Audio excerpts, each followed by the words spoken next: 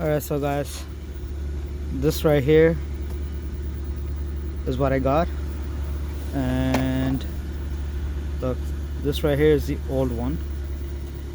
I'm assuming the problem was right here in this piece or anything, I don't know, but I replaced this online, about $15, and don't ask me for the links or anything, please.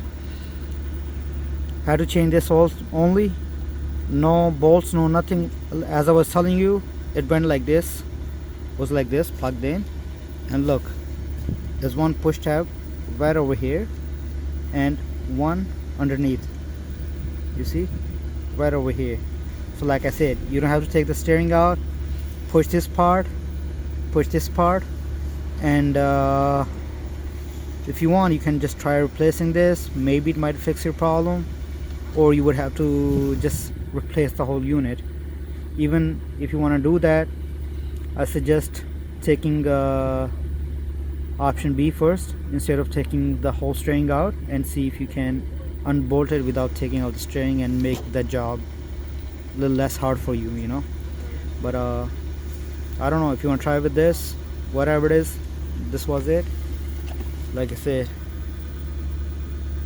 here's the part number, and look now, I put everything back together. This is my key. Car is off. There you go. And that with just replacing this part only. Ford, when it comes to Ford is shitty regarding making all these units. I know everybody's having a problem. So my first video showed you how to quickly start the car without even replacing this, and if it comes down to replacing this, it's up to you, you know. How long this shit is gonna hold, excuse my language again, don't know, but why not save yourself some money, do it yourself without taking the steering apart, and try it out. Hope this video helped you guys. Thank you.